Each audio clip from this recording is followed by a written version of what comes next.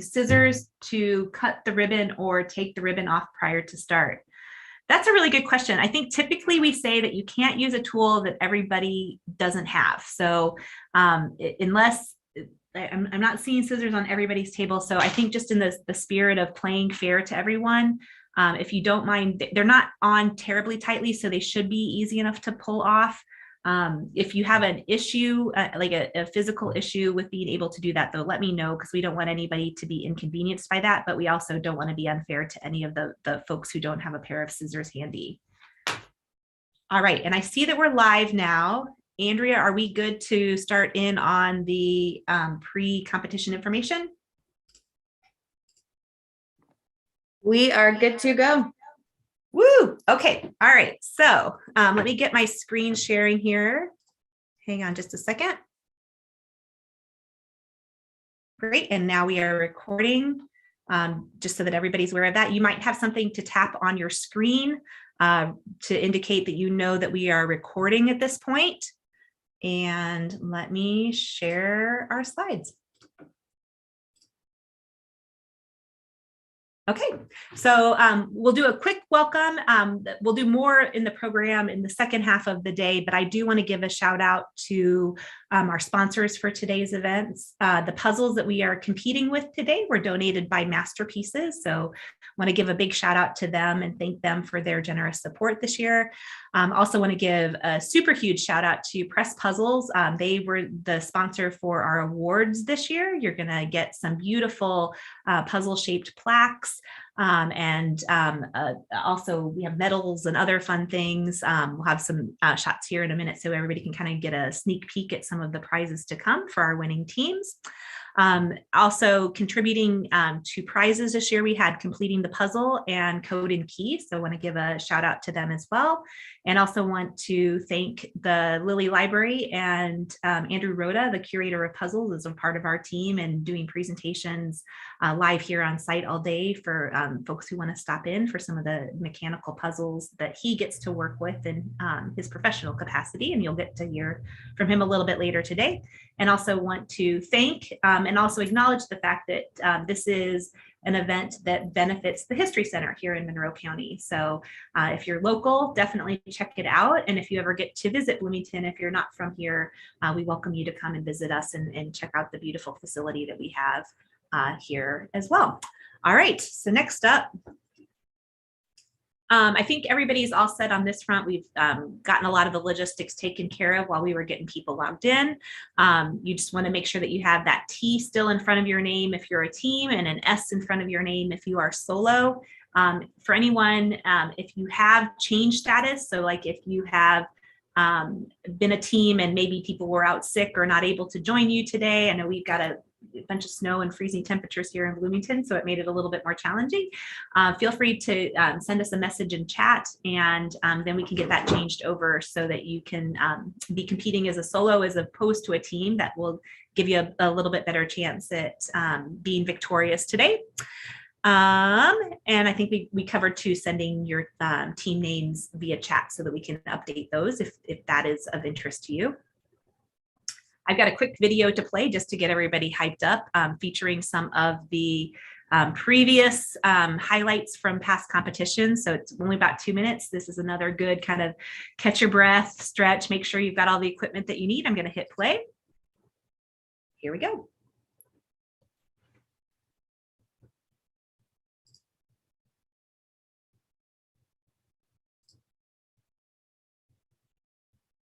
And of course, we're having technical difficulties on that front. I'm going to skip past that, and I will share the link if anybody's curious to see that later.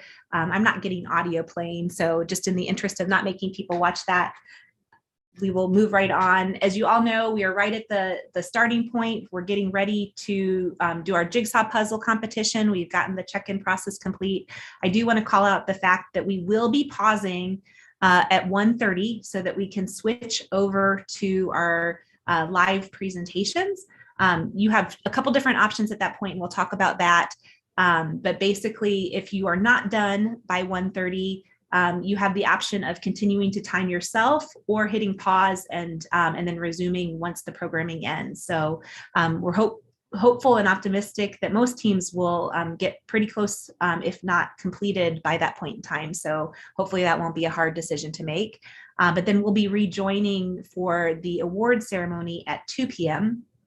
And we will be oh, and I also want to call out the fact too that there's some messages still coming in chat. So if you have the ability to open up chat, I know Laura, there seems to be a message for you. So please check your chat so Andrea can see if she can get you over as a panelist. So we'll be able to see everything. And then, yeah, so 2 p.m. award ceremony. We'll get to celebrate our winners and celebrate everybody who has participated today. I will also give a shout out to anyone here in Bloomington. We're continuing our puzzle sale and swap that started yesterday. We've got a lot of great puzzles that you can come in and trade out. We will pause that during the live programming because it's in the same space where that's taking place.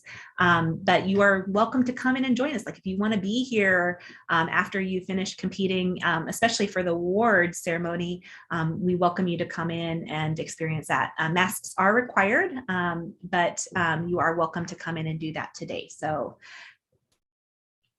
give you a little heads up on the awesome prizes. I don't have pictures of everything, but we have some beautiful puzzles that were donated from Press Puzzles. So as part of their sponsorship, the first place team, each member of the team will get a beautiful inlaid wood lattice design puzzle. And there's postcard sized puzzles for the second place team and a stand-up shark puzzle for each member of the third place team. And then the solos would get those in each of those groupings as well. We've also got some great prizes that were donated by Code and Key. So the second and third place solo competitors will get a mechanical puzzle, and our first place team's puzzle gets escape room in a box puzzle game. And the first place on the solo division also gets a 3-month subscription to completing the puzzle, which is a $90 value. All told, our prize packages are worth quite a bit, close to 500, I think, for the team winning team, and quite a bit for each of those. And we can share out some of the details later on if people are curious about that. But a big thanks to all the people who have donated puzzles. The other thing we've got this year that are kind of different and new are our medals. So the winning teams will get, teams and soloists will get medals according to the placing that they get this year as well. So it's always fun. We're trying to keep it interesting and new and evolving on that front and make sure that everybody knows that they're well thanked and appreciated for participating. And now the fun part. These came via your packages as well, but just to recap very, very quickly, I'm not going to read them all out loud, but hit on the highlights here. You all have the same puzzle. With the exception, Andrea, did our competitor from Canada decide to compete with a different puzzle today? She is. Okay, perfect. So with one exception, I will say that. So our international, because of challenges with customs, we were not able to get the puzzle through to her in time, even with quite a bit of lead time on doing so. So that was a lesson learned in our first foray into international competitions. But she is going to be competing with a different 500-piece puzzle, and we're going to offer alternative prizes to her if she places up using that puzzle. So I'm curious to see what her puzzle is. So that was the solution that we came up with today so that she could still be a part of the experience. We talked about this too. The puzzles are to stay wrapped until we get started. So if you are in an Amazon bag, it stays in that Amazon bag. And if it is not in an Amazon bag, if it's still in a box, you can take it out of the box before we get started here in just a second. And you should see a package, like if you look around, so many of the ones with a brown paper package and a blue string on top. So that's what you'll want to have ready to go to rip open into once we start the timer. The camera needs to stay focused where we can see the puzzle so that we know that you're not bringing in 20 people to help you work on that. We'll be watching for those kinds of things. And then this is a really important one. There are to be no aids. This is something that we've kind of evolved over time because different people use different things when they work puzzles usually, but we can't guarantee that everybody has the same things. So to keep it as fair as possible, our rule is really just that you don't use any additional aids. You are, however, able to use the box top and bottom since everybody has one of those, but everything else is off limits, including cameras. So please don't use your cell phones or digital devices for anything other than running those timers today. If you have any questions about rules or anything, the people with the J's in front of their names are all judges. I'll be introducing those folks here in just a minute. Yeah, I think that those are the basics. I've got a few more to run through in terms of just, worst case scenario types of things. If you are competing as a team and you have lost team members, as long as you have more than one person, you're still considered a team. If you drop down to one person, you can compete as solo, just let us know. However, if you are solo, you can't add on team members. So that's the trick there, just because that was a slightly discounted package. We're going to keep you in that team division. I'm sorry, in the solo division rather. But if you want to qualify for awards, you shouldn't have anybody else helping out for you. That being said, this is all about having fun. So if you do want to have additional people, but don't really care about the award, that would be fine on that front. And if you have questions about that, just let us know. Please leave the string on before go. Oh, actually, I see what you're saying. So yes, we will do that here in just a minute. So, but hang on just a second and we'll have everybody do that at the same time. There aren't any official breaks, but you obviously, if you need to step away from your table at any point, you are welcome to do that. And that is absolutely fine. If there is an emergency, if something did happen or here locally, or if we saw something happening in any of the competitors' locations, we would pause. That's never happened, but we want to have a backup plan in place, again, just so that nobody is worried about like getting out of a burning building because they're afraid they're going to not win. So just be aware of that. And if in the event that we don't have somebody complete within the time allotted, we would just have everybody pause and then count the number of loose pieces. I don't foresee that being a challenge with our first couple of teams. So we should be okay, but just kind of be aware that that's what would happen if we didn't get anybody completing. I think this year's puzzle you will find to be very friendly. If you are not immediately notified by a judge that you have won, let us know. And if you can give us a heads up, we're usually pretty good about kind of, spotting people as they're getting close to finishing. And we'll highlight some of that as well. But if we have not done that, again, it's handy to have a backup clock running on your site. It's good for you to be able to check that and look at it as we're going and see how much time has elapsed without having to go and find the timer on Zoom. So that being said, if you would like to let us know, we'd be happy in the event that we missed something, but I don't think that will be a problem either.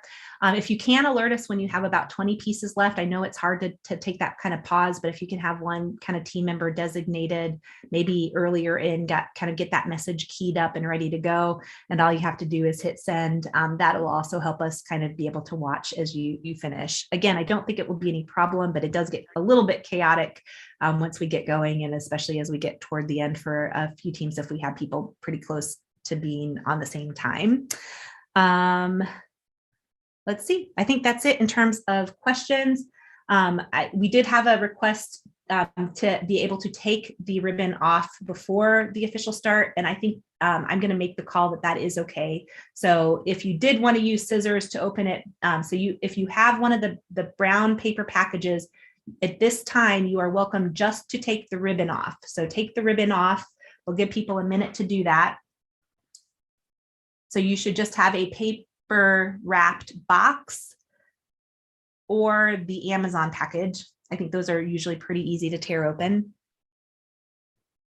While folks are doing that, I'll go ahead. I mentioned earlier that the people with the J's in front of their names are the judges. In the solo division, judging today, we have Sandy McDonald. Andrew Rhoda is going to be the backup for Sandy. He's doing some live demonstrations. So Sandy, just ping us and we can pull him on if need be to help you out so you get a break. And in the team division, both Andrea and myself will be your judges watching over our team competitors.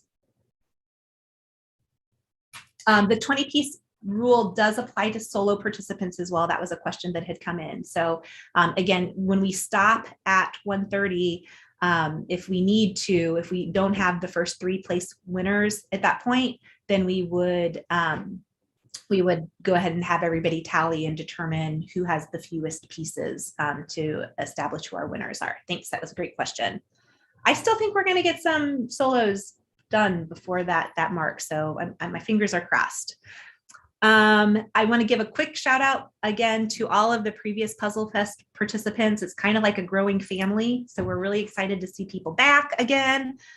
Feel free, if you're on Zoom and want to give a thumbs up if you are a past participant. See lots of thumbs out there. That's awesome. And a big welcome to all the new people as well. We hope that this is fun and that you would choose to do it again in the future. And we wish you all good luck as you compete today. So that's pretty much it. So did everybody, let me get back to the view where I can see more folks as well. It looks like I see a lot of brown paper packages and a few Amazon envelopes. So I think we are in good shape on that front. I am going to pin, so I'm going to leave this running as I'm sharing my screen.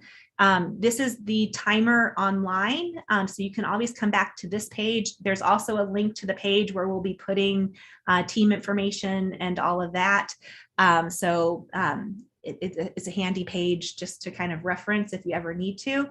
We will encourage people, once we get started, we got some feedback last year not to do as much chatter, so we're going to try to keep things pretty quiet unless we need to call out to you for some reason. So we would encourage folks to leave their mics off while you're competing. That lets you, like if you want to have music going or something, you're welcome to do that. But if you can leave the volume up so that you can hear us when we give call outs to let people know that we have somebody close to finishing, you'll know that. Or if we need to talk to you for any reason, we can get your attention. So again, keep your mics turned off and then also have your volume turned on so that you can hear those announcements. And we'll try to keep the chatter to a minimum. We'll be flagging some things in chat that might be fun for people watching. And try to respond to any questions or comments that come into chat as well. All right, I'm going to take a breath. Everybody kind of give it a little bit of a wiggle. I'm going to get my backup timer ready. I'm going to get the official timer ready. And I think we're ready to go. Are you guys ready? So I have 11:20 on the clock. On your mark, get set, go.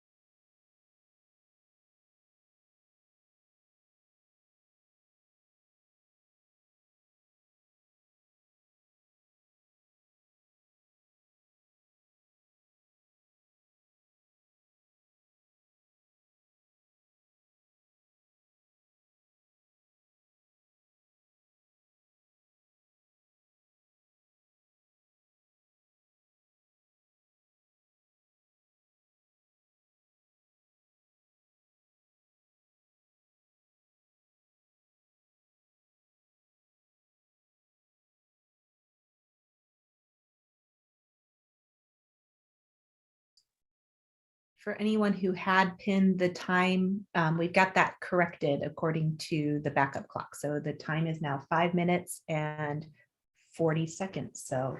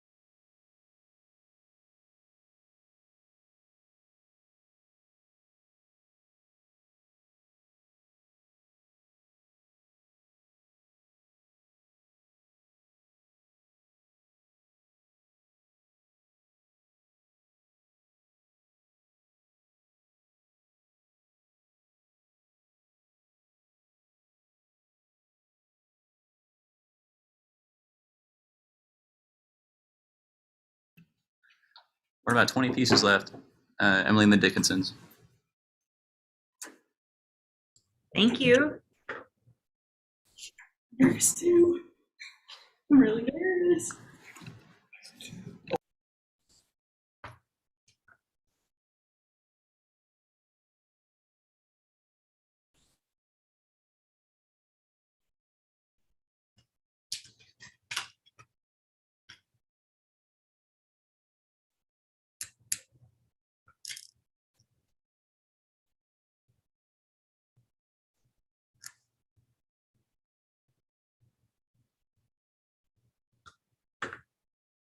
Got it. 28.55. Nice job, guys.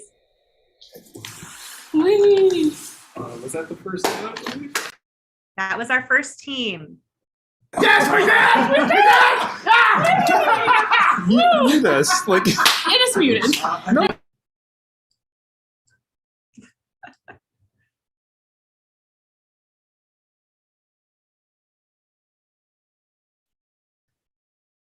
I will say we have a lot of folks who are looking like they're pretty close to getting there too. So congratulations, Marcus and Emily and the Dickinsons. You're welcome to come over to History Center. It looks like you guys, are you at one of the local churches? Yes. Yeah, we're just a block away. We're at First Methodist. So How much money did we win? there's a travel box. Well, come over at 2 for sure, but you're welcome to come over and hang out here as well. And congratulations.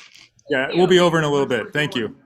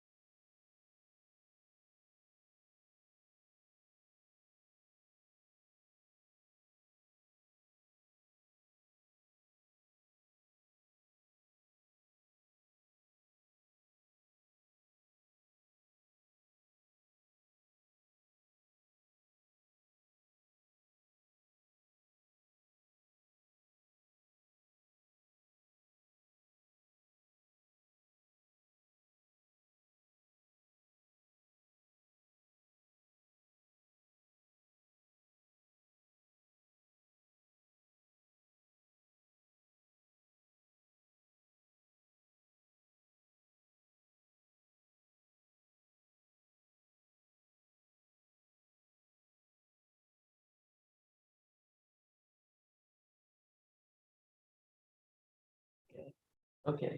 Okay. We're done.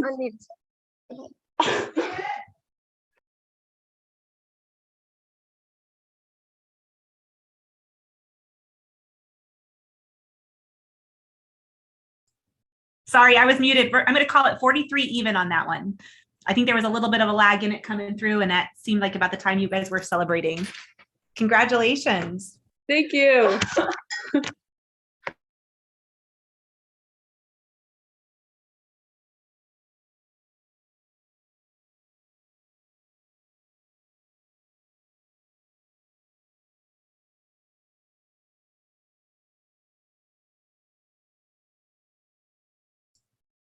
As you finish, you're welcome to stay on and watch others, or just rejoin us again at 1:30 for programming or 2 o'clock for the awards. But congratulations. Go ahead and you can do a little pre-celebration.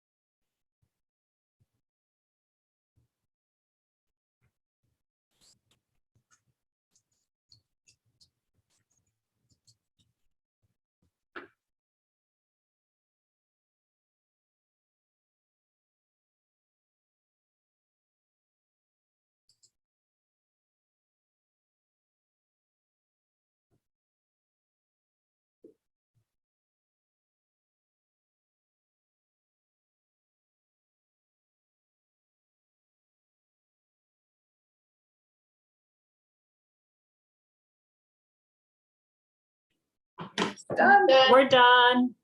Hey, your time is 46:42. Is that Susan? Yes. Awesome. 46:42. Congratulations.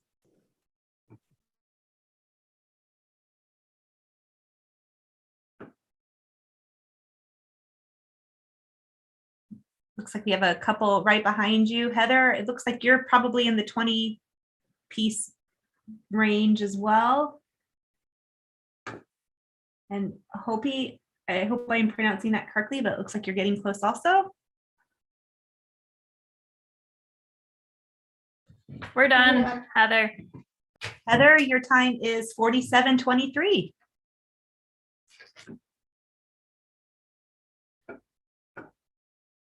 Congratulations. Done. Time is 47:34. That was really close. Congratulations. Stretch a little bit. Again, we will regroup at 1:30 for programming, and then the awards will kick in at 2 p.m. Congratulations.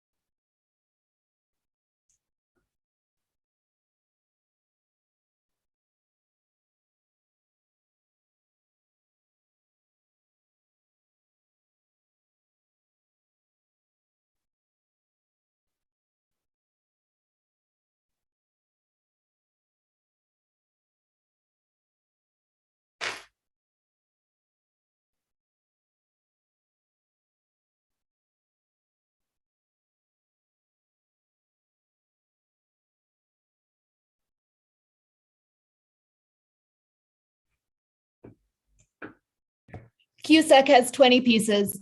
Thank you.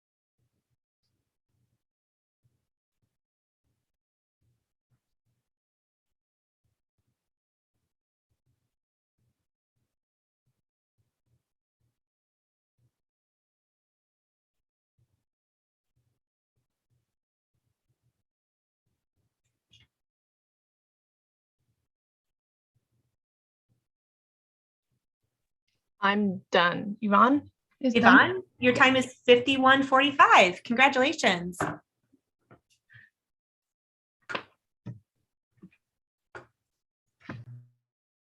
Done. 51:58. Done. An hour, that's great. 51:59, we'll call it. Okay, so 51:58. Who is the first Okay, one that's after good. That Yvonne? was Cusack. Okay, so Cusack is 51:58. And who said it second? Good job. Mackenzie. Okay. Mackenzie Holgram, you guys were 51:59. Right after us. Wow. Congratulations. That was a good a good race there. You guys can stretch for a little bit. We're still waiting on our first solo. I think we've got some that are getting really close. So, oh, thank you. Okay, yeah, that's right. Yvonne was up at Yvonne got hers. Congratulations, Yvonne, our first place soloist. So we're still waiting for second and third. So there are still prizes to be had in the solo division and still lots of fun to be had in the team division.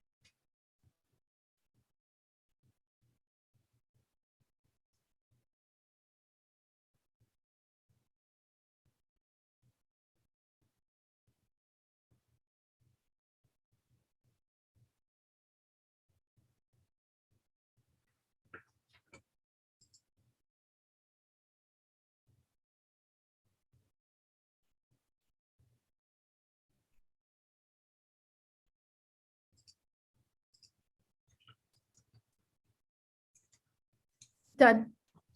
All right, 54:29 is your time. Done. 54:33. So first place done, was that Tammy? I think that's the second solo. Yeah. But yeah. Okay. Tammy is 54:29 and 54:33. Who was the person who said done second? Tara. Tara at 54:33. We're a team. I get you down there. Yep. Right. Congratulations.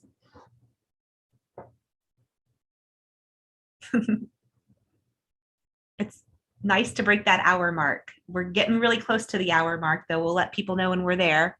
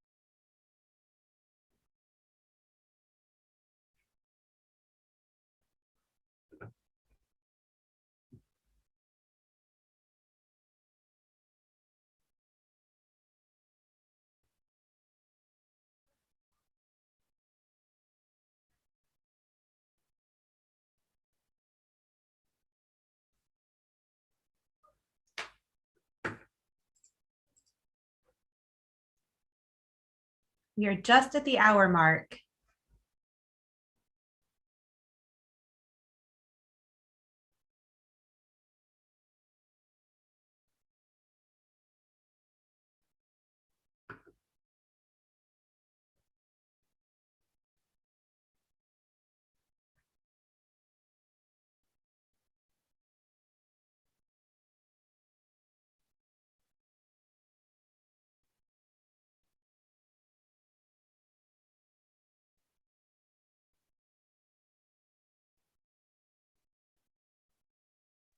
I'm done. And your time is 1 minute and 43 seconds. Karen Baylor, Congratulations. done. 1 minute 48. Hold on. So let me get Kara first. So 1 minute 43. I stopped my clock first, so it was 1:36. What was your time? 1:37? Okay, okay, perfect. And who was the second person that said they were done? Was that Karen? Yeah, Karen, I think you said 1 minute, 1 hour and 48 seconds. Yes, that's perfect. Yeah, it was really funny because we had our Kara Taylor and Karen Baylor. It was like the photo finish. So it came back together. So 1 minute and 48 seconds. Congratulations.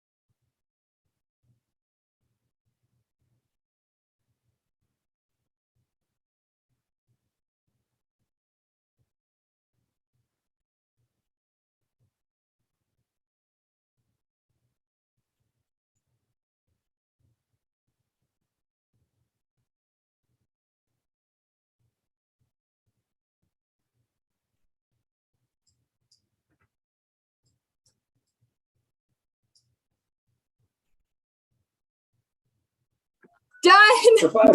108.10. Was that Puzzle Toil and Trouble? Yeah. Yes. Awesome. Congratulations. 108.10.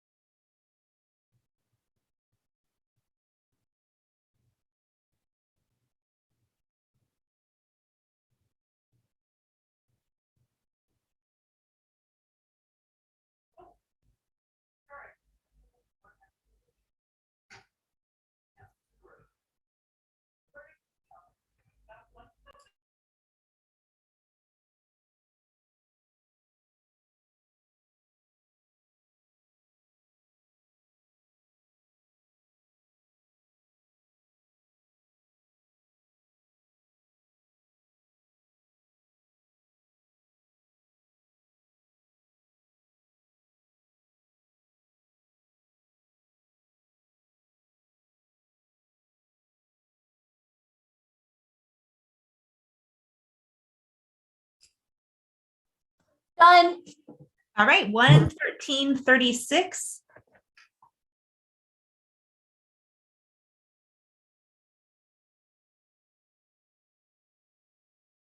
That was Daisy, 113.36. Congratulations. Yes.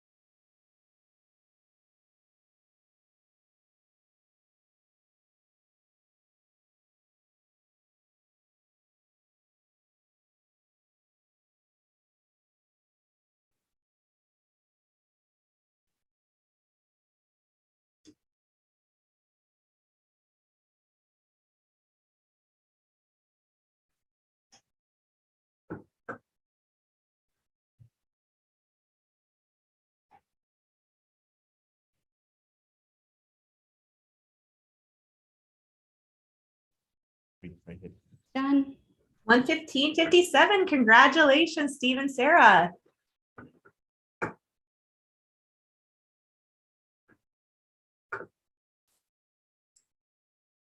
You guys are welcome to hang out and watch or rejoin us at 1:30 for additional programming. And again, the awards will be at 2 p.m. So feel free to relax and enjoy once you finish. We've still got a lot of people who are really close.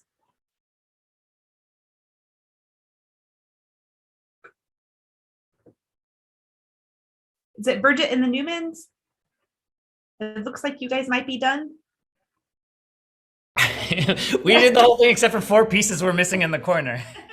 Oh, shoot. So the puzzle didn't have those 4 pieces. So I'm going to. Yeah, maybe. I think it was broken. We don't know. We've checked everywhere for those 4 pieces and they're all missing. And it's weird that they're all. We never had that corner. And sometimes that happens, like they get stuck on the tray. So we're going to call that let's call it 116.46. All right. Thank you. Uh-huh. Congratulations. Sorry about that.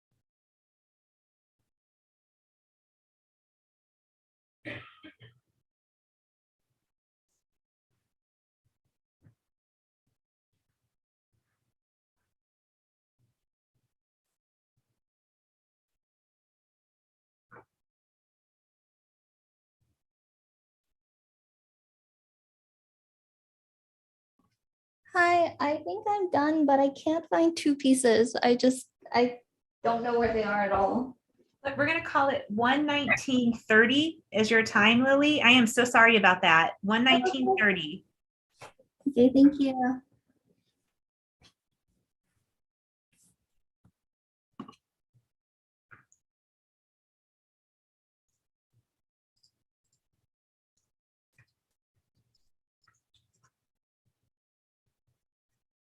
I'll put in a little plug for the fact that I always feel like when I find or when I am missing pieces, I like to make wishes. So it's 2 wishes you get to make. And that makes it a little more positive sometimes when it's frustrating to be missing those pieces. So sorry about that.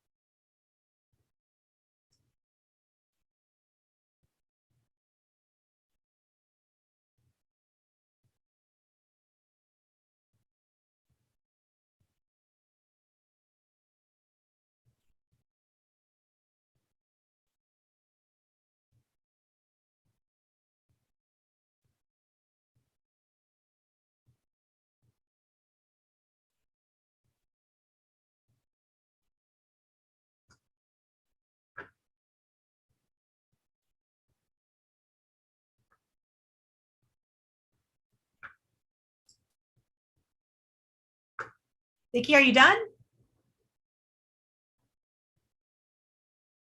It looks like they're still going.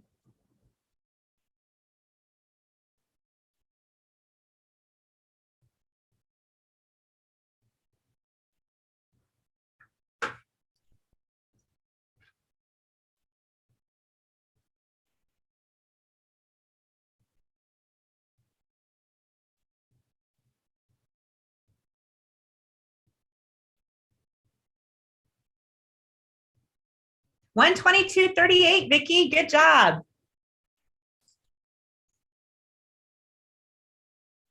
Oops.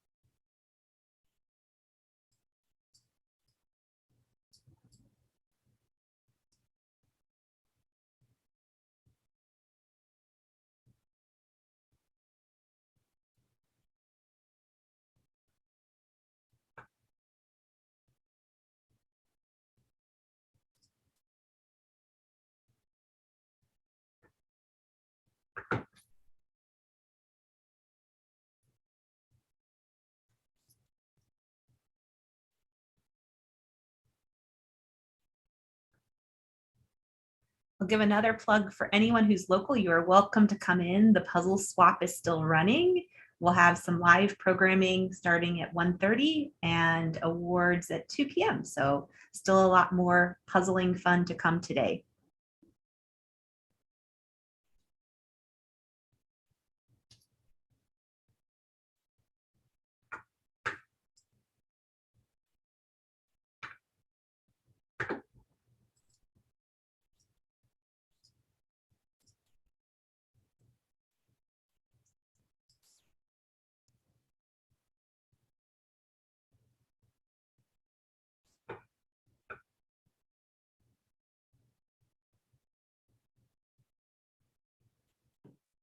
I think I'm done, but I'm missing a piece.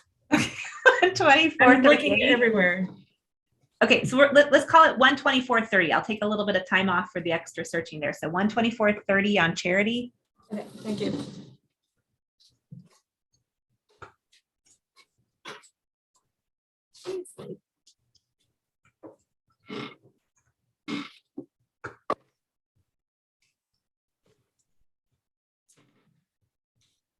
Found it.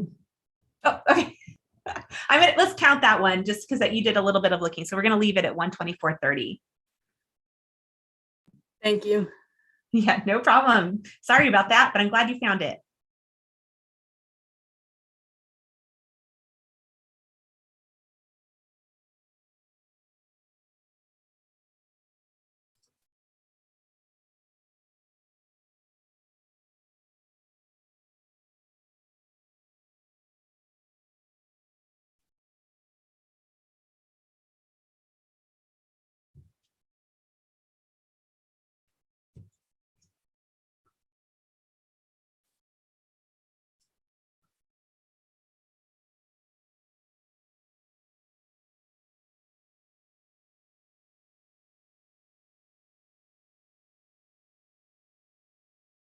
We have some others getting really, really close.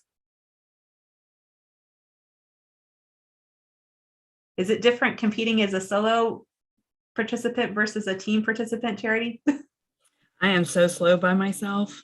I need my team. You need your Raptors. I do. Hopefully we'll be able to get you all back together again, competing I face hope to so. face soon. I really hope so.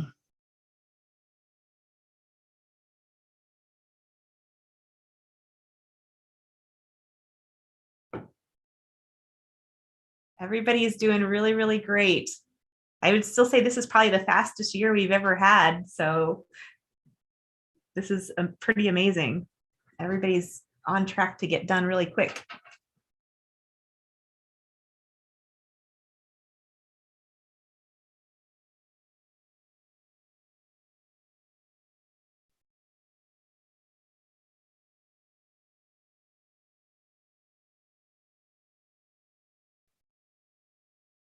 Looks like we get our 20-piece alert from the team from AD Pi.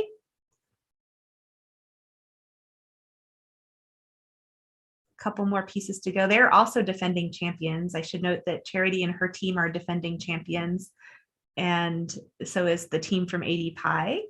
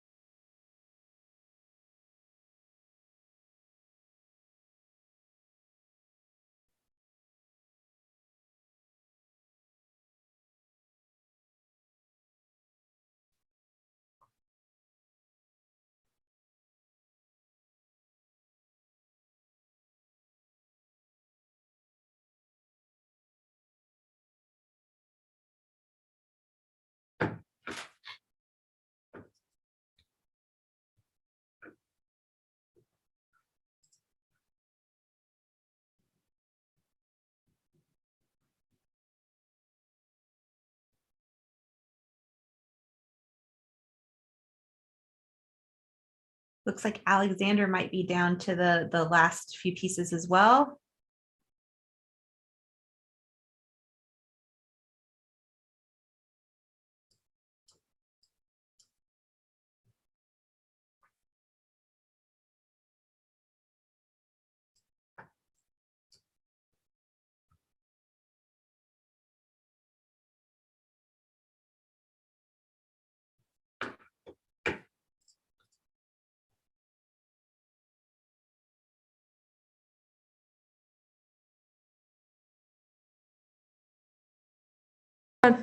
Done! 129.10. Good job, guys. 129.10. Alexander, are you done? 129.20 on Alexander. Great job.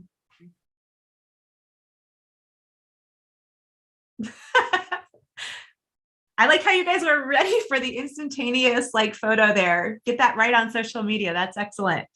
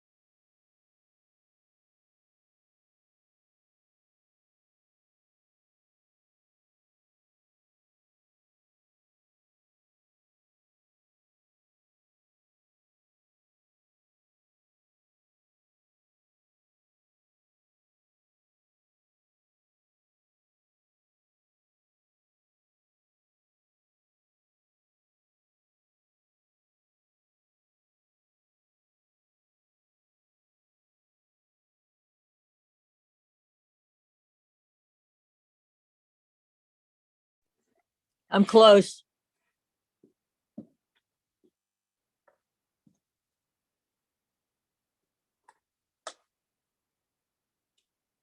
Thank you, Susan. We will be on the watch out for that.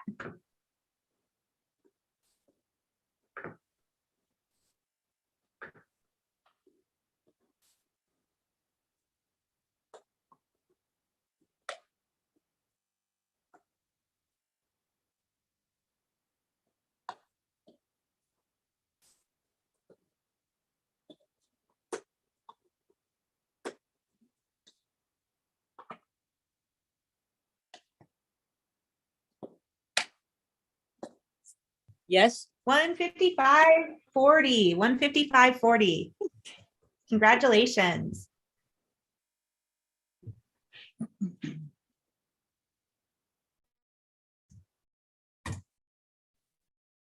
I think she should get a prize for sitting on the floor for that whole time. I think so too. I was Sandy, I was thinking the exact same thing. Like I could not have done that. So I am super impressed. I bet she does yoga. That we should invent puzzle yoga. I feel like that could be a thing.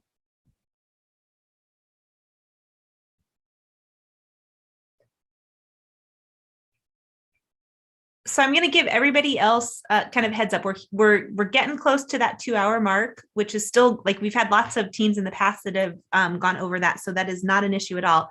But we are getting ready to start our programming at 1:30. So you can kind of ponder and talk this over as you're working. You have two options. You're going to be able to pause and then watch the programming and then start your own personal timer up again. And we can give you kind of the starting point if you just want to start a fresh timer and add on to it.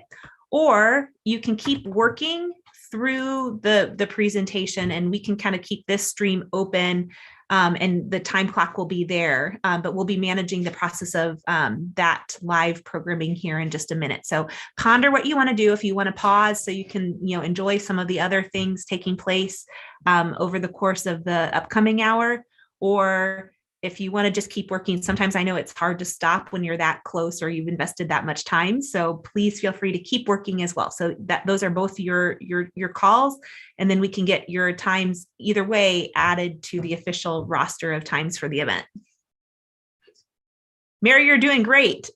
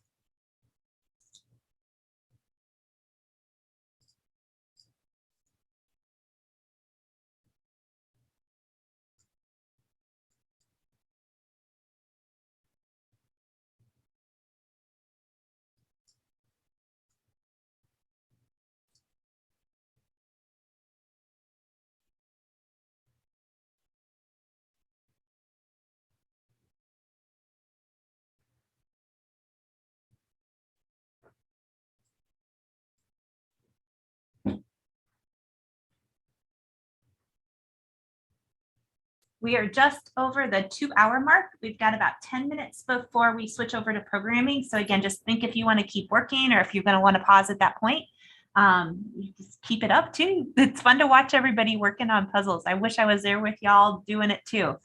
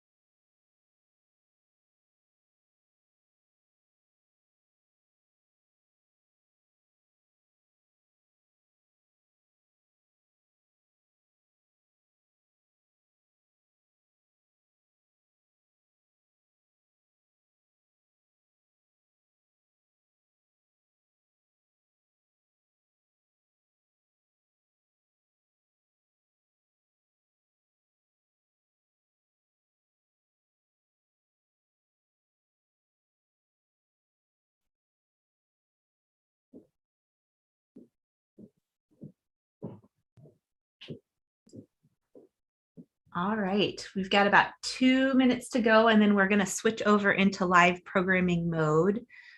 So hang tight with us for just a second. I'm going to get ready to share out some slides to get us kicked off on that front.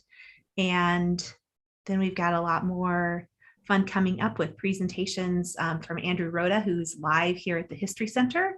And Kate Birch from Code and Key is going to be joining us for a few minutes and talking about some of the cool puzzling work that they do. Oh, Kate's right there. Perfect timing. It was like magic. I summoned you to the Zoom. And yeah, so we'll get going here in just a second. We'll give you guys about 1 more minute if you're working live, and then you can make the call on whether you want to hit pause on your personal timer or just kind of casually keep working as we switch gears into programming. So hang tight for just a second.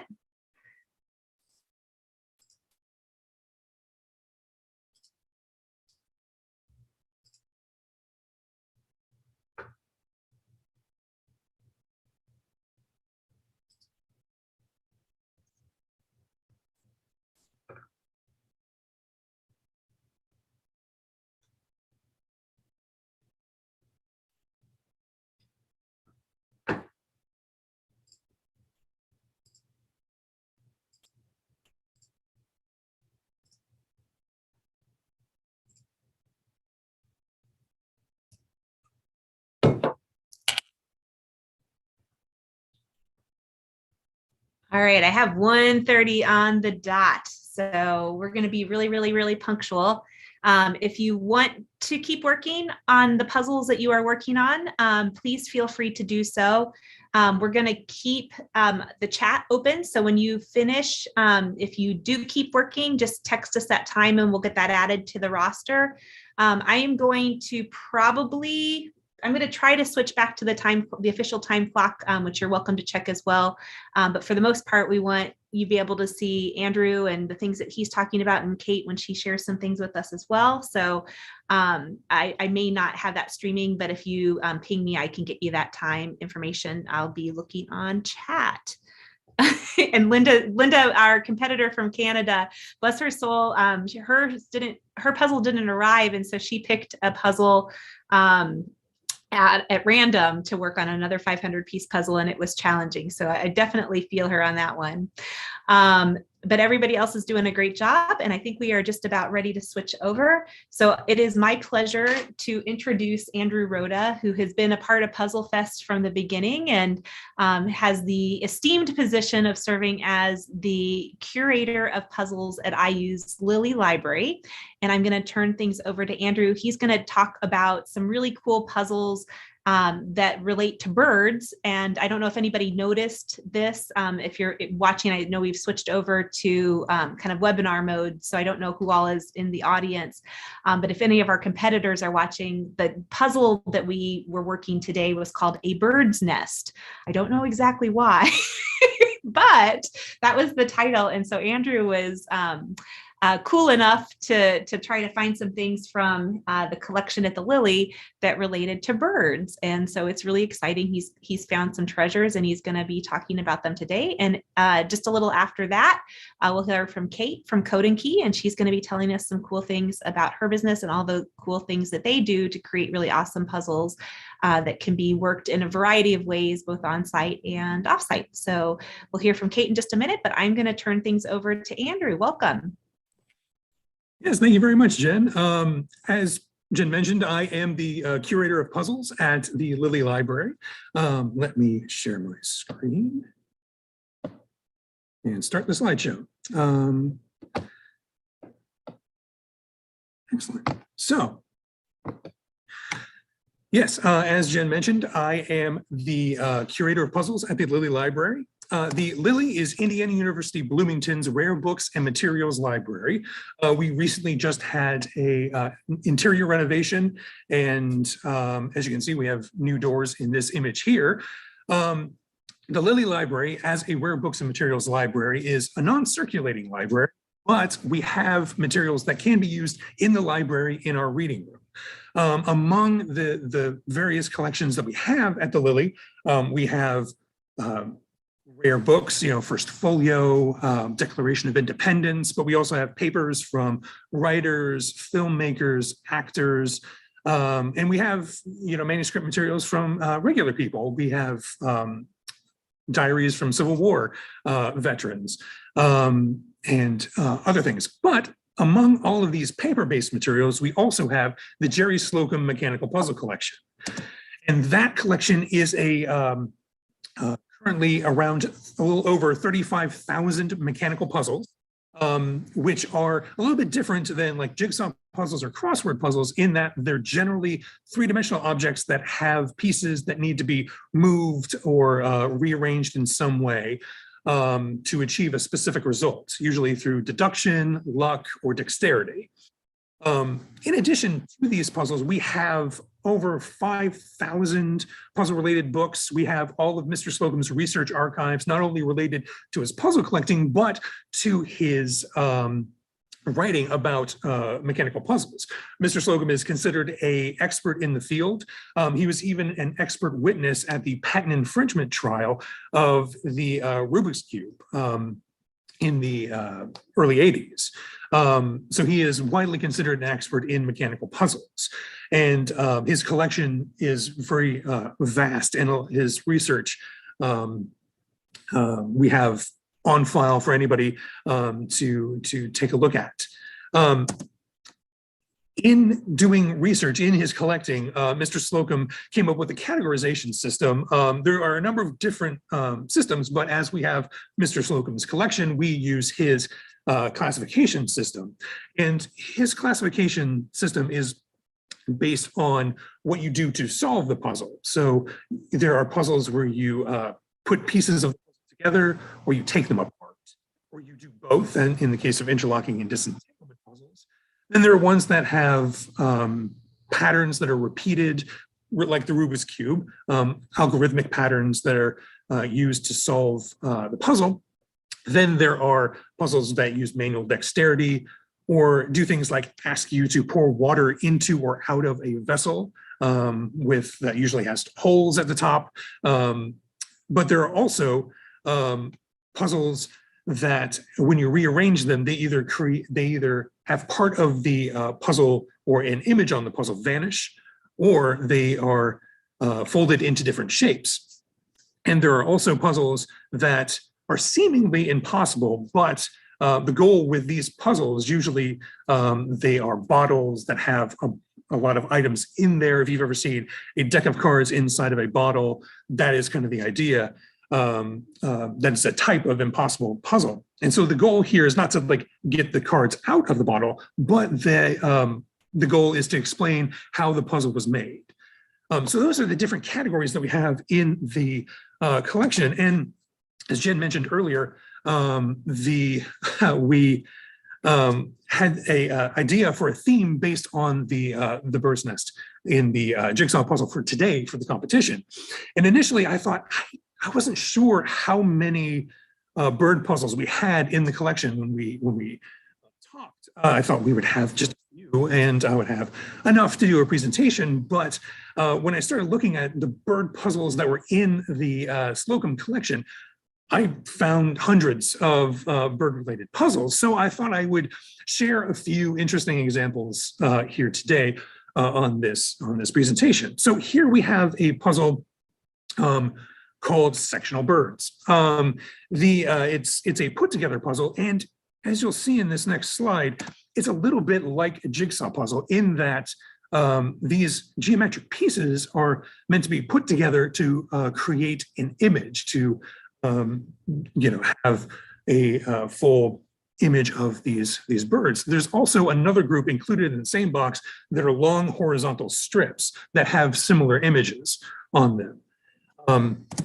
There are also puzzles that are a little bit more educational. The original jigsaw puzzles in the 1700s, if I'm remembering my history correctly, were dissected maps, and they were used as educational tools. And so here we see a puzzle that is called Bird Friends. And instead of like having a whole picture, there are little sections, if you can see.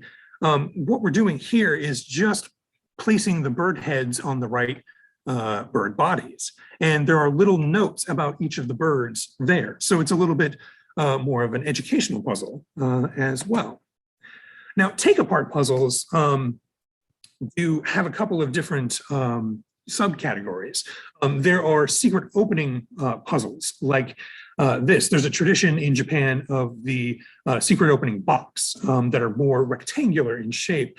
But modern puzzle designers have taken that idea and developed it in recent years. Akio Kamei is one of those designers, and most of his puzzles are in the shape of everyday objects, and those objects have some clue as to how you solve the puzzle. So here we have an egg, and I usually, whenever I talk about this puzzle, I ask people, what do you do with an egg? And generally, everybody says, well, you crack it. That's how you open an egg. So at some point on this puzzle, there is a place where if you tap it gently against your hand, the locking mechanism will disengage, and you can find a little yellow wooden bird inside the egg. There are other types of take-apart puzzles as well. This one is also figural, but it's not a secret opening box. Here is a puzzle that was designed by Russian puzzle designer Vladimir Krasnikov and English puzzle designer and collector James Dalgetty. And the idea with this puzzle is that you have to free the bird from the nest. It's a little hard to tell here, but the bird is just a little too big to fit through the hole of the bird's nest. So the goal is you have to take the sides of the bird's nest and open them up just a little bit to free the bird. And if you open it up too far, the bird's nest will fall apart, and then you have to put the entire thing back together again. There was a recent video on YouTube from the channel Mr. Puzzle that did a variation on this puzzle. I believe that the puzzle that was solved on that channel had a flat back, but the one here illustrated here actually has a cone shape, sort of similar to the end that's pointing up in the image.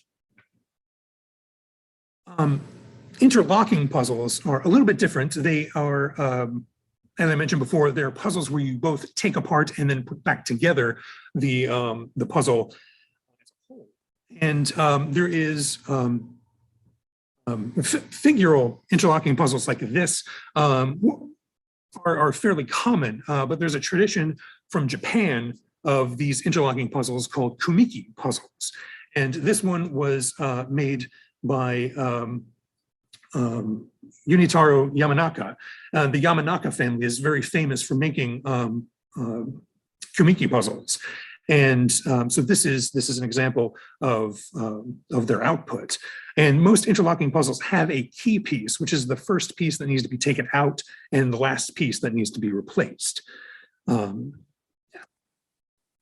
Another type of interlocking puzzle is the three-dimensional jigsaw puzzle. So, I mean, three-dimensional jigsaw puzzles are fairly common nowadays, but you know, they were a little bit more difficult to do earlier because of the cutting of the pieces. Here we have a puzzle that was made for the 1934 World's Fair by the Scrambled Eggs Company. And a number of puzzles have appeared first at World's Fairs. Jerry, his first puzzle was actually, Mr. Slocum, I should say, his first puzzle was brought back by his parents who went to the 1939 World's Fair. So in a similar way, this puzzle was presented at a World's Fair. So here you have an image of the puzzle as solved, but a few years later in 1956, the same company produced a different version of the same puzzle called Bantam Eggs. And you have a better view of the pieces of the puzzle here in this image. You can kind of see how the three-dimensional puzzle pieces, jigsaw puzzle pieces, are constructed. Now, another category, and a category that has a lot of bird puzzles, is the dexterity category. And this is, you may be more familiar with dexterity puzzles that have little ball bearings that are guided through a maze. That is a fairly common type of dexterity puzzle, and just the difference is the setup of the maze. But here is a very unique dexterity puzzle, in that the only two moving pieces that are part of the puzzle are the bird and the perch. Now, the perch is a little heavier than the bird, so it tends to move around a lot. It tends to move around a lot more if you're trying to like guide the puzzle. The bird will move around very easy, I should say, and the perch is a little bit more difficult to guide around. Sorry, got mixed up there. So the goal is to put the bird on top of the perch. And so the weight difference is really what makes it challenging. Now, there's one puzzle designer that we don't know a lot about from Japan by the name of Torii. And this puzzle designer has created a series. They mainly produce dexterity puzzles, and dexterity puzzles that are very minimalistic. They only feature a few pieces, and usually one of the pieces is anchored to the back of the puzzle. So here in this bird puzzle, the anchor piece is this piece right here, is the front of the bird. So the idea is that you're moving the parts of the wings and the tail into position. Excuse me, I went a little too far. So that's the goal with that puzzle. And similarly here where the goal here is to both make the bird and the egg in whatever order you want. So as you can see, you have different pieces that make up the bird, and this is the anchor that is both like the belly of the bird, but the bottom of the egg as well.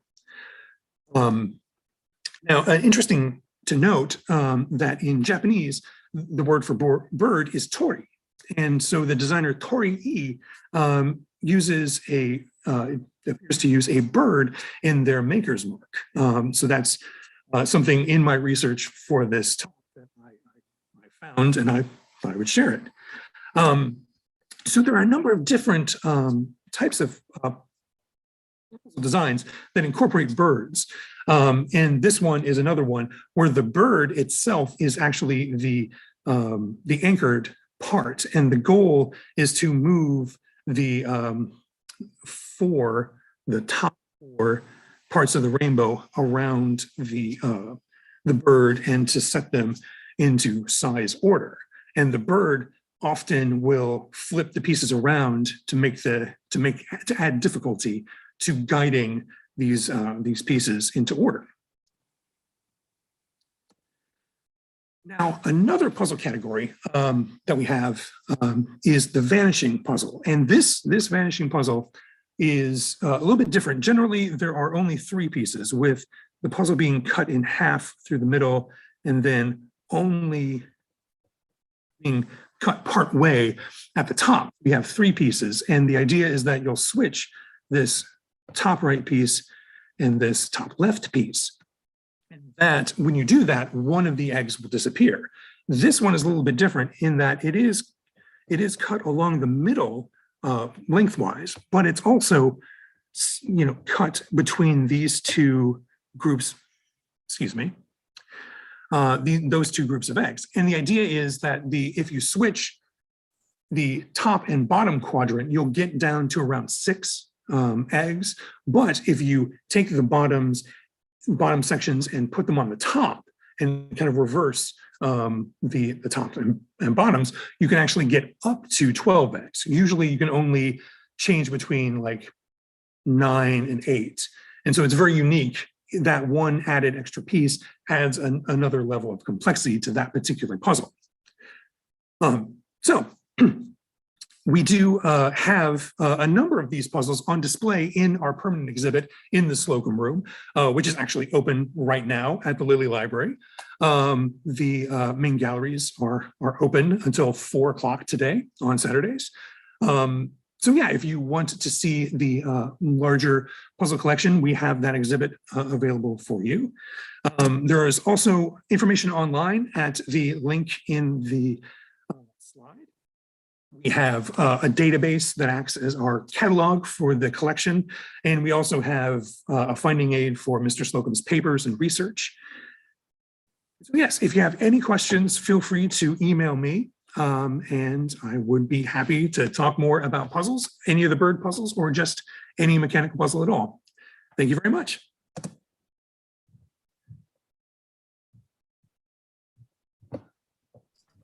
Thank you, Andrew.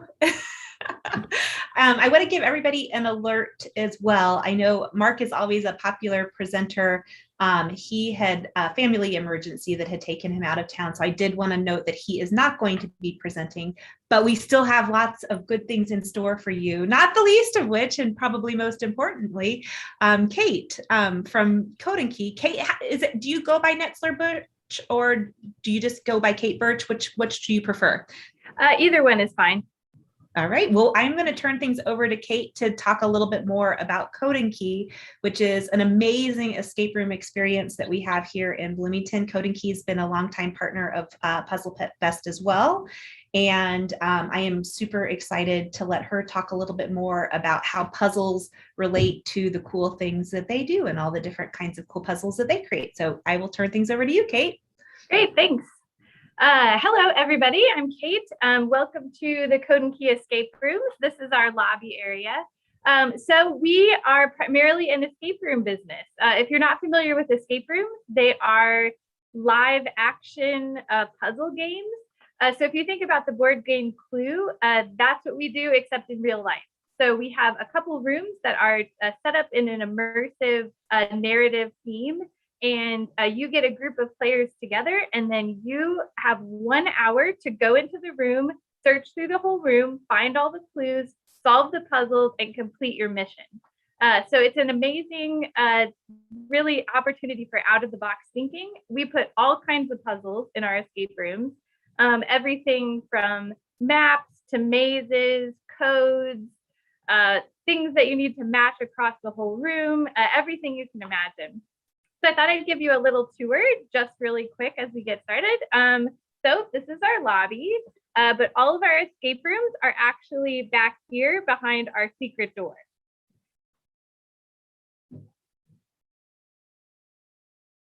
So if you come to play one of our escape rooms, you'll come to the lobby first, and then you'll head back. Since we're via Zoom, we'll do a really quick little peek back here at one of our escape rooms called the Stolen Artifact. So it is an archaeological dig site. So your job is to break in and find a statue that was stolen from you. So you enter the room and you might see all kinds of different things that you'd like to explore once you're in here. As you can see, there's a big map, a big maze on that back wall. On this table, you see a map, you see some photographs of artifacts, and this is what it looks like. So your first job is to just dig on in, look through everything in the room, open boxes, look underneath things, see what you can find to put together to find the statue that you've lost.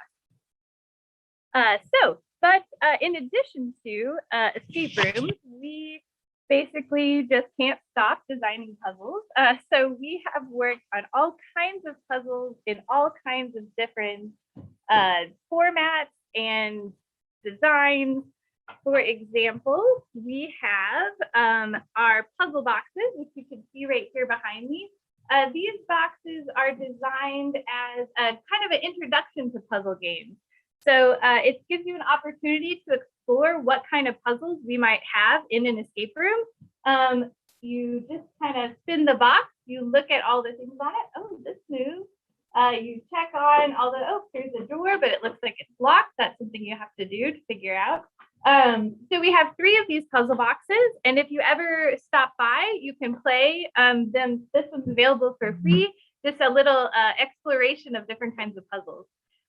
So one thing that we do a lot of is try to figure out how to create different types of puzzles in different types of environments.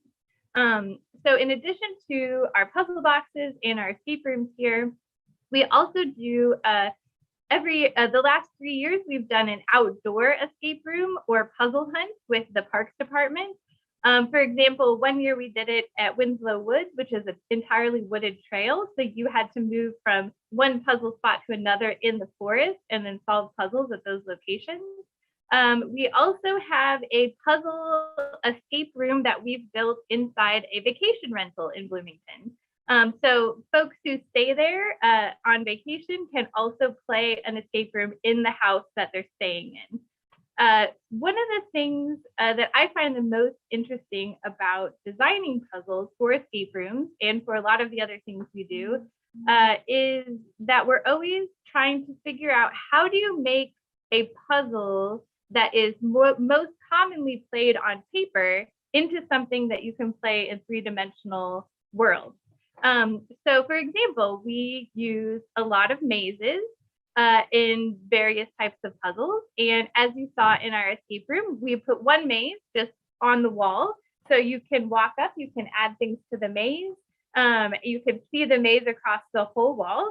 Another thing we've done with a maze is actually put it on the floor. So we got an enormous tarp, 30 feet by 40 feet, and we built a maze on it using tape.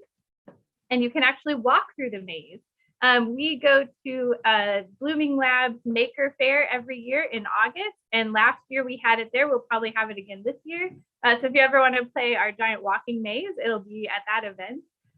We also do outdoor, team building puzzle games. So we have a game that is designed for small groups of people that we can take to different locations and play at businesses and with groups of people where small groups of people have to compete against each other for paper-based puzzles.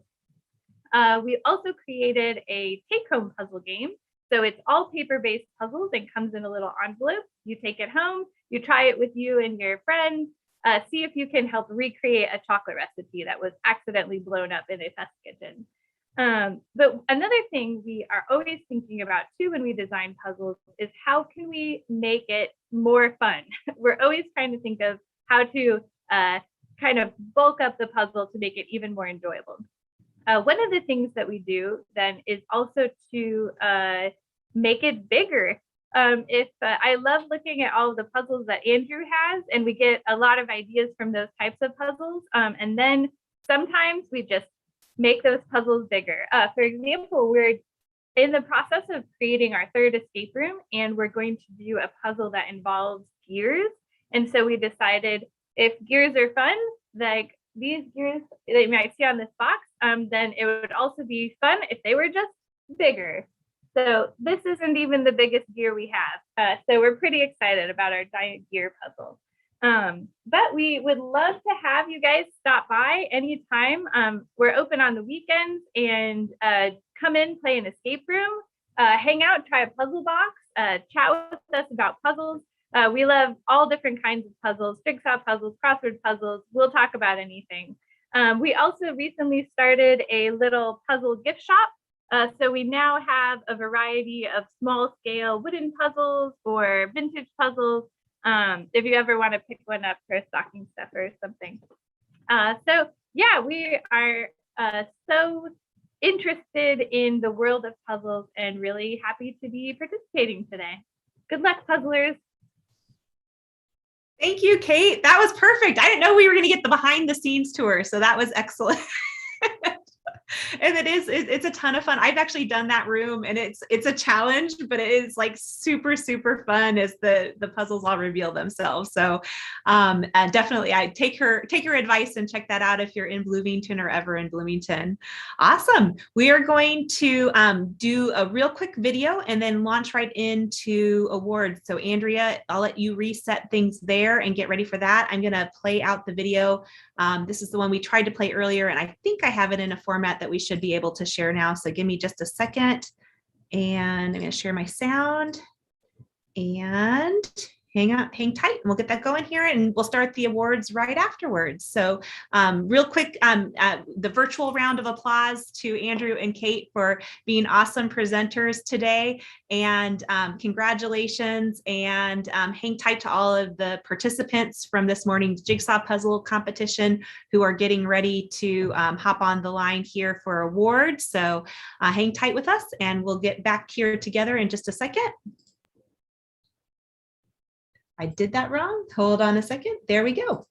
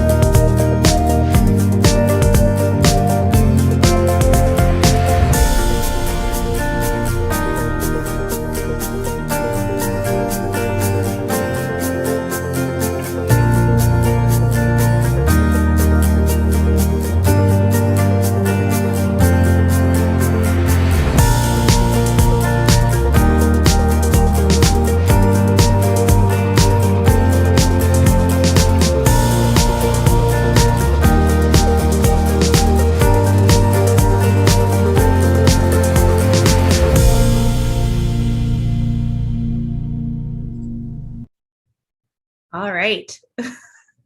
Did that work for you guys in there too? All right. Andrea's nodding. I'm going to stay put so I can talk a little bit more easily without a mask on, and I'm going to get our slides up for the awards. So welcome to everyone. I see that our numbers are growing online. So welcome to all of the participants that are coming back or people who are joining us here. Hold on a second. I've got to get on the right screen. Give me just a second. And there we go. All right, I'm ready to share that out again. All right. So again, welcome to everyone, and thank you for joining us now and or this morning. To those of you who were up bright and early to be a part of the jigsaw puzzle competition this morning. And I am super, super excited to announce our winners from today's PuzzleFest competition and our Team Spirit Award. So that's the one I think people have some inkling of how they might have placed, but that one's a complete surprise. So we will all see in real time who our Team Spirit Award is this year. So without further ado, let's launch in. And Andrea, just flag, and then we'll pause if the folks are there that have come in to receive awards, we'll pause and turn things over if they want to say a word or two. I think we should be able to accommodate that. No pressure, but if you want to. Likewise, if folks, we don't have people set up as panelists, so I don't think we'll be able to have them chat on Zoom, but feel free to chat through chat, and I can share out some of those things online. We were really, really excited. It was a really fast year. The competitors all finished, and I want to say probably record times. I feel like that was probably the fastest time we've ever had. And confirm that in the official history record book. But it went really, really fast this year. I'm sure it went even faster for the competitors, because when you're in that moment, you're just kind of all consumed. So let's take it away, and we're going to see who all has won an award today. So thanks to everyone, whether you're one of our top three top three competitors or finishers. We're really proud of you, and most importantly, we're really thankful for you joining us and being a part of this event. It does help the History Center here in Monroe County and all of the great educational and outreach programming that we do. Just a quick rundown on the numbers. We had 12 solo competitors. I think that was the official number based on registration. I think we had a few teams that switched over into solo, as well as 17 registered teams. So this was one of our biggest events ever, and we hope to continue growing. So if you had fun today, tell your friends to mark the calendar. We always aim for the last weekend in January. And this is something that we have fun doing it, and we think people have fun participating. So we want to keep sharing that cold winter fun with everybody else. It's something fun to do that you don't have to go out and be bitter cold for. That gave us a record-breaking total of 80 participants. So we were really excited about that. And just wanted to let folks know that through all the registration and because of all the great sponsorship and donations that were made to support this year's event, we raised more than $1,500, so $1,540 for the Monroe County History Center. So give yourself a pat on the back for being a part of helping out on that front. We also want to give a big shout out to all of our sponsors who are a big part of making it possible for us to raise money, in addition to having a lot of fun with members of our local and now global community. I want to thank Masterpieces for providing this year's puzzles. Again, to Press Puzzles for sponsoring the award. You're going to be getting a closer up glimpse of those hopefully here in a minute when we're handing out awards. We'll show them off because they're really cool and neat, and we want you guys to be able to see those and enjoy them as well. And then you might be moved to go and check out Mark's store at Press Puzzles, because he does sell a wide variety of those puzzles as well that are all handcrafted. So it's pretty amazing, and we are really fortunate to have him here locally creating world-class puzzles right here in Bloomington. The Competing the Puzzle prize, that's a 3-month subscription that's going to go out to our first place winner in the solo competition division. And I also want to give a big thanks to Andrew and to the IU Lilly Library for loaning us Andrew and his time to participate, and the resources that he's able to tap into there for his help and for being a part of our event. And I want to also stress the fact that the Monroe County History Center, in addition to being a beneficiary of the event, also does a lot in addition to providing the space and a lot of the resources. Andrea Hadsel, who a lot of you have communicated with to get into the competition, is really instrumental in making this event happen. So I want to give a big round of applause virtually, or if you're in the room there with her, give her a loud round. But I want to give Andrea a big thank you for helping out to make this event possible. Awesome. And oops, that gets us right to the that was a sneak peek of our third place. But I'm going to start, we're going to work in reverse order up from the third place. We'll share the winners for both solo and team. If you are here, again, feel free to we'll pause. And if you want to come up and say something, you're welcome to do that. I do see that Andrea has got Marcus moved over as a panelist. If anybody else is, if you think you might have been a top 3 placer and you're in the audience, ping Andrea by chat. and or the Monroe County History Center, I think that's what it's under, you can let us know that you're there too. And we're happy to, if we can make it happen, happy to let you say a word or two as well. So without further ado, let's get into our third place finishers in the solo division. Kara Taylor. And Kara, I am sorry, I should have asked this too, if you go by Kara or Kara. But I was really excited to see that we had the fun name, rhyming and similar sounding names challenge, and you guys finished right around the same time. Karen Baylor and Kara Taylor finished right around the same time, but we're excited to announce that Kara is our third place solo division winner with a time of 1 hour and 37 seconds. So congratulations to Kara for just over that minute mark. I think next time I'm sure you're going to blow that right out of the water. So big shout out to Kara. She's there saying thanks much. And we're happy to have you online. And Kara, can you put into chat where you're from? Give her a second to get that keyed in.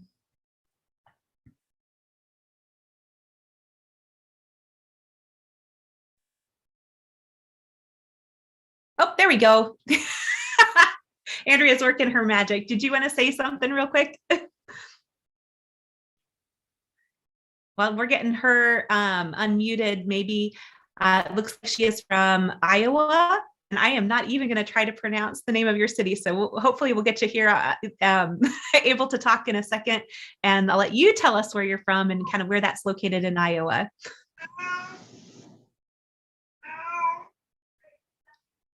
There you are. And it sounds like you've got a cat there, so we can hear your cat. So I think we can hear you too. Yes, I do. I'm from Okoboji, Iowa.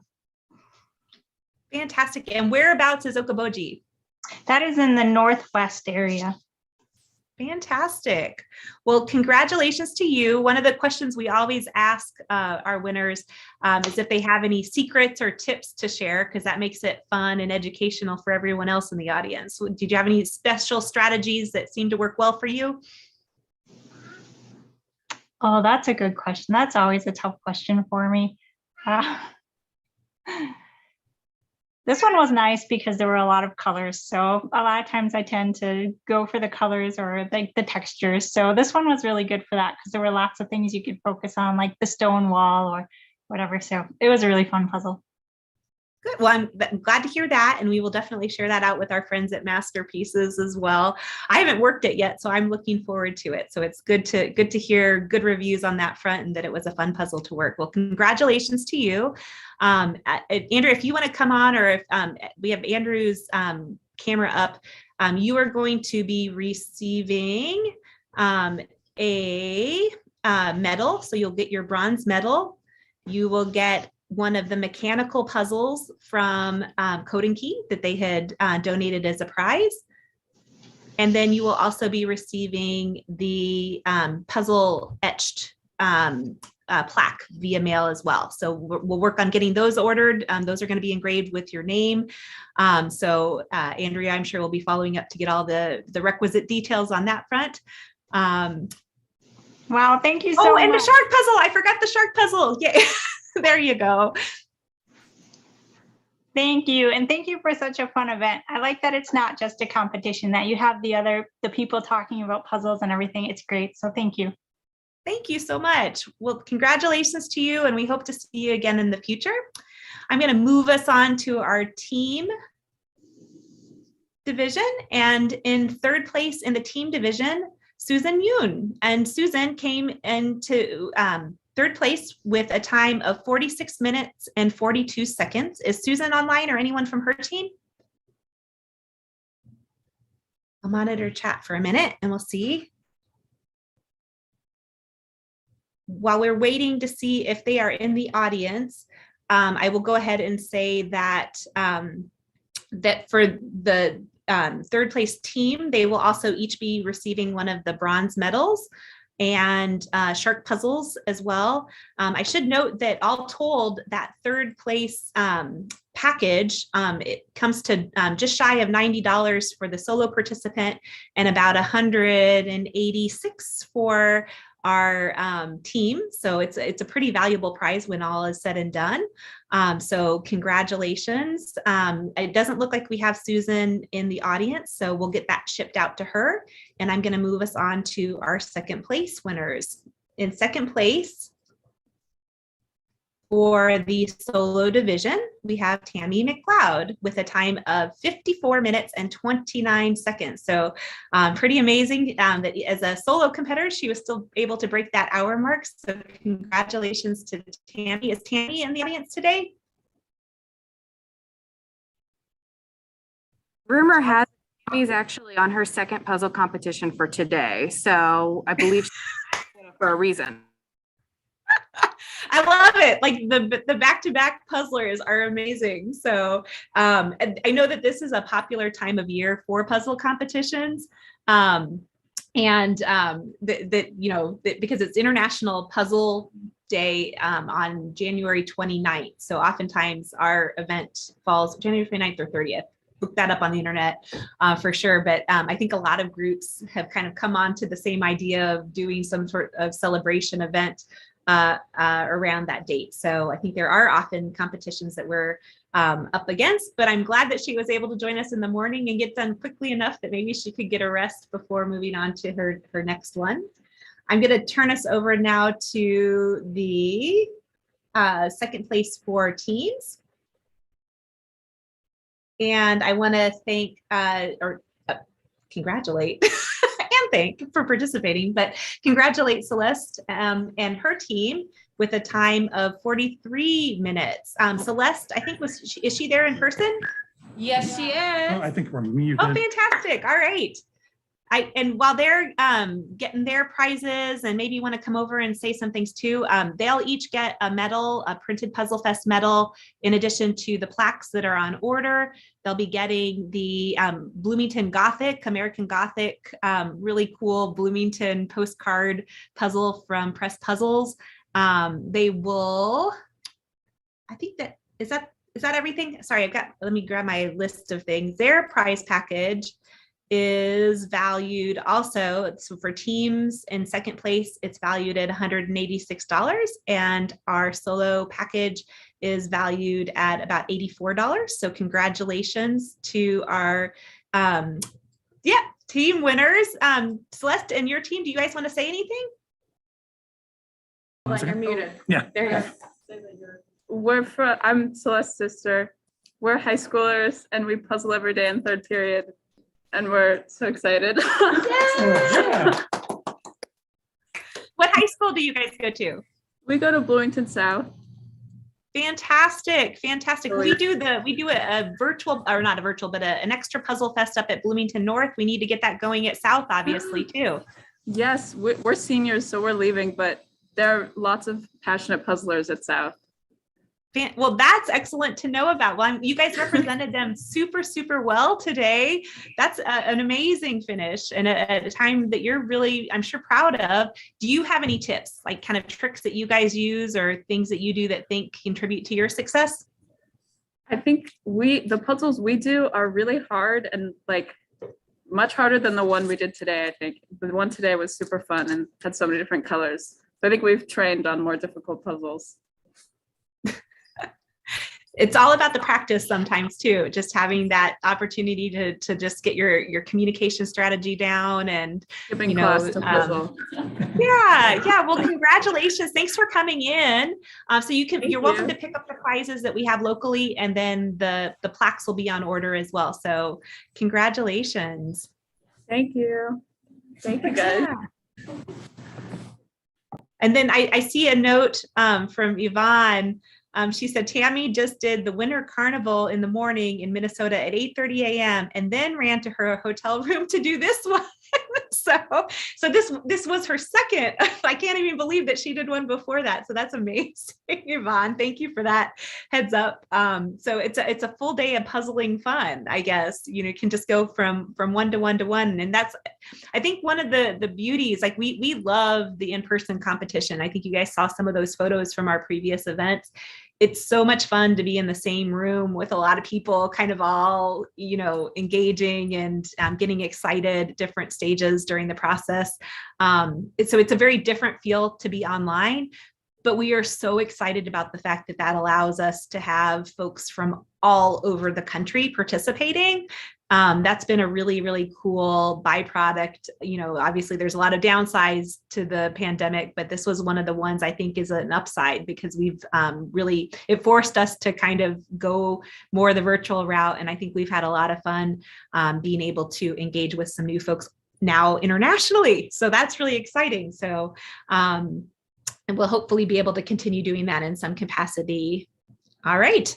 I'm going to switch gears and move us into our award for most team spirit. And I don't know if this team is one that came in, but I want to give a shout out to the 4 Plaids from Bloomington. Whoops, there we go. The 4 Plaids from Bloomington. This is Vicki Fry's team. They get our coveted Spirit Trophy. They had a very well thought out, very creative attire.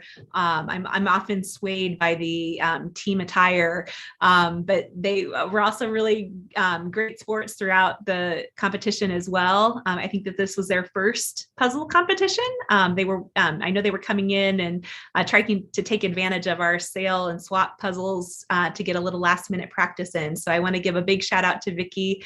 It looks like Vicki's watching us online. Congratulations to all the members of your team for being spirited and for doing a great job in this year's competition. Awesome. We're going to move into our first place winners. And in the solo division, I want to congratulate Yvonne. And Yvonne, if you're able to pop on, it looks like you're on chat. We didn't get a chance to get everybody's names pronunciation down ahead of time, and I don't want to mispronounce your last name, but if you are able to unmute or if we're able to get you over, we'll let you say that and maybe share some tips that you have. But in our first place for solo, you are going to get one of the PuzzleFest gold medals. Foyt, thank you. There's Yvonne Foyt. That worked just as well. Brilliant. So your PuzzleFest gold medal, you are going to get a plaque as well. Those are going to be printed and customized. You're going to get the beautiful lattice puzzle that's handmade by Mark Cheetah from Press Puzzles here in Bloomington.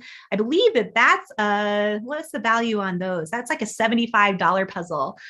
So you're going to get that. Sorry, every time I move back over to look at my notes, it makes the slides go forward and back. But we are super, super excited about that.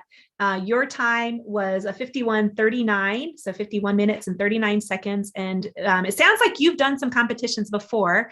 And I don't know if you want to key in some of your strategies into chat so we can kind of share those out. But I know that this started as a local competition, and we're really kind of excited about the fact that we're getting to intersect a little bit with some of the national competitions and international competitions that might be going on as well. So.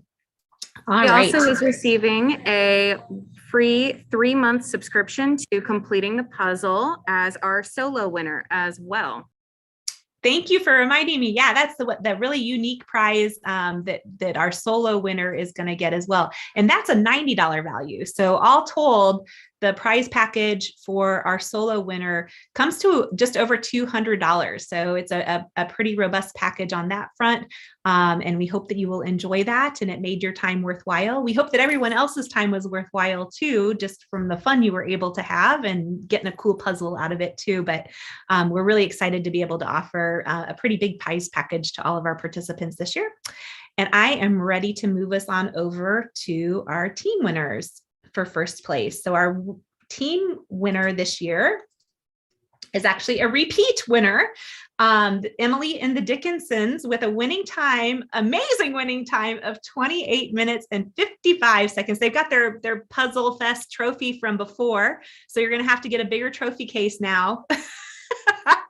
And Andrea can show off some of the stuff. So you're also going to get, each member of your team will get one of the lattice room puzzles, and you'll get one of the escape room puzzles. This is Exit puzzle that was donated by Code and Key. And you will also be getting, hold on, the printed plaque as well. And each member of your team will also be getting one of the gold PuzzleFest medals. So lots of prizes to go around. And this is your second win. So maybe you've come up with new strategies or just want to share out some of the ones that you've been using all along to be so successful. We were just discussing that. We said one strategy is to have 3 of us having lived together for 43 years or having known each other for 43 years. So that really helps to know your teammates. We also recruited an architecture student, so that also helps.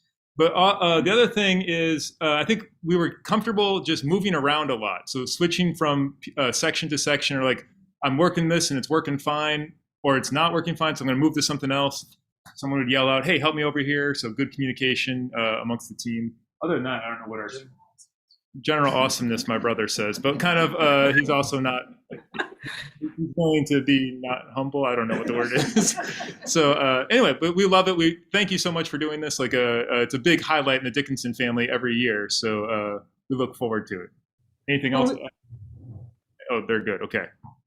Well, we are excited to see you back again this year, and really excited that you get to join the ranks of, I think we only have one of the Puzzle Raptors were a repeat winner. So you get to, it's kind of like the Indy 500 where you get to kind of join the elite club. And, you know, I feel like in Indiana, we count all of our championships very, very seriously. So, you know, our banners at IU and the Indy 500, you know, who's won 4 times, 5 times. So we have now you joined the ranks of our 2-time winners and will be our defending champions for next year. And you guys got a little bit of tips there. So move in with your friends so you can practice puzzles all the time, talk and communicate well, and don't be afraid to kind of shuffle around and move around and have good communication to try out different parts of the puzzle. So, and I also see that Yvonne has shared out too that she says that she's been doing puzzling since 2020 and has been trying to figure it out, but has wanted to try. So that's kind of exciting.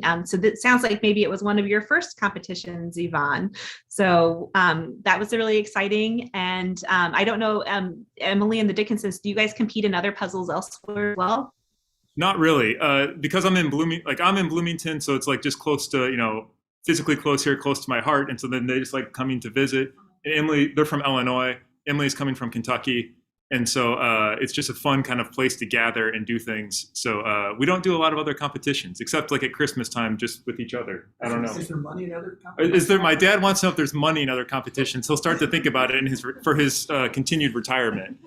You know, I don't know, but I mean, like with a prize package like at 465, you know, that's the value of the prize that you guys get as our first place team winner when you know, tallying up all the prizes that go out to each of the individuals.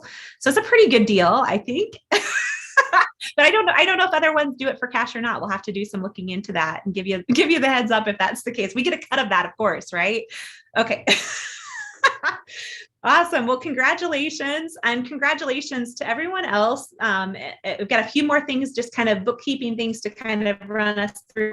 If you are curious, we did get the timesheets up. So everybody's times are tallied and you can kind of see what your ranking was. If you're able to scan that on your screen, that should take you there. Otherwise, you can go to tinyurl.com/puzzlefest22, yes, results. So tinyurl.com/puzzlefest22 results. We don't need to, there's a note there about adding your time to the self-report, but we got everybody finished before awards today, which is awesome. So we don't have to do any self-reporting. Congratulations to everyone and all of our finishers today. Thank you for posting that, Andrea. So you can click that on in chat as well if you want to go and see that. And don't forget to add your name and your time to the certificate that was mailed to you. And you can hang on to that as well. They look really nice in frames too. So that's something you can add to your growing trophy collection as well. I want to give out one more round of thanks to our awesome and amazing sponsors. Again, to Masterpieces for providing this year's puzzles, to Mark at Press Puzzles for sponsoring the awards for this year and for providing additional prizes for some of the winners of today's competitions, to Competing the Puzzle for providing a free 3-month subscription to the solo competition winner, to Code and Key for contributing to this year's prizes, and to Kate for being one of our speakers today, to IU's Lilly Library and Andrew Rhoda for his help throughout the planning process for today's event and for being one of our awesome presenters.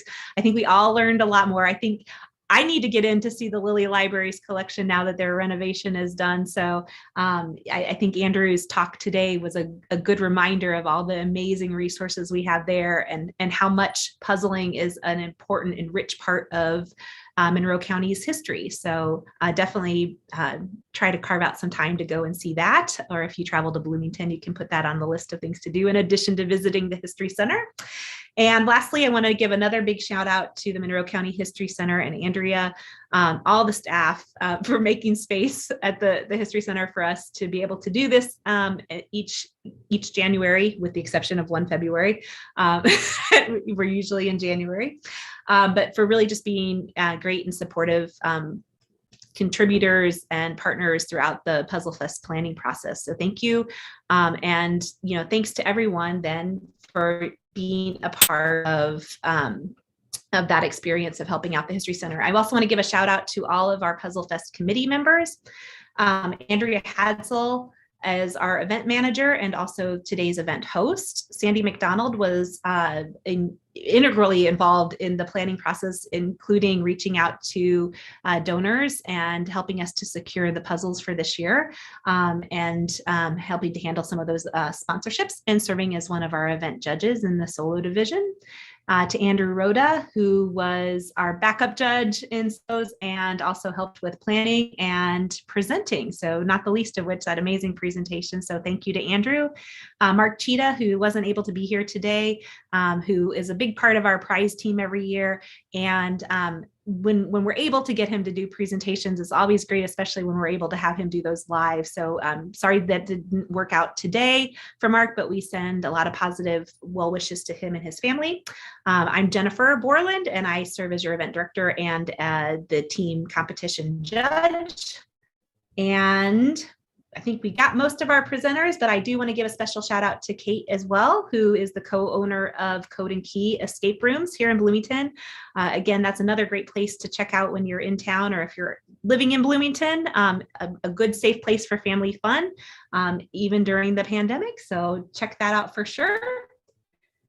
And a big thank you to everyone here attending our awards, everyone who was a part of the competition this morning, everyone who is cheering on or providing emotional support to one of the teams. That's important too, especially if they're a team that practices a lot. There's some sacrifices made on your part. But thank you. Thank you to you all for being a part of PuzzleFest. Now we want to, if this was your first time, we want to kind of welcome you into our PuzzleFest family, and invite you not only to join us again in the future, but spread the word and try to help us grow this event so that we can become a bigger and bigger puzzle event, and bring puzzling fun to everyone in the world, because I think we all love puzzles, and that's kind of why we're here. And I think that they can do a lot more good if we keep getting other people involved and engaged in some of this puzzling fun as well. So that's it. I think we're all set for this afternoon's awards. Andrea, is there anything else that you want to say on your end before we wrap up?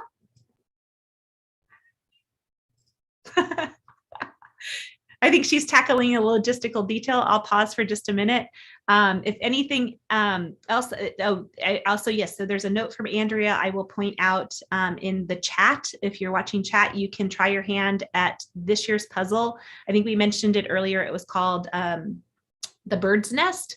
And that is available. So yeah, Andrea's not at a computer with a mic right now. So, but I will read through that chat. So if that's a puzzle, if you wanted to try it, if you were inspired just watching today and wanted to see how long it took you to complete that puzzle, or get a group of 4 to try to do that, you're welcome to. Again, that you can see the times that were posted by this year's competitors. And if you wanted to try to see how you would stack up, that's kind of a fun way to do that. And yeah, I think that's going to bring us to a wrap for today. So thank you for being a part of our day. Thank you for being a part of this event. This was our 7th year, and we're really excited about being able to continue on into the future and keep that kind of evolving and growing. And if you have ideas or feedback for us, that helps us to keep improving. So please feel free to share that out as well. So thanks again to everyone for your help and for your participation. Congratulations to all of our competitors. Thanks to all of our sponsors, and have a wonderful, wonderful day.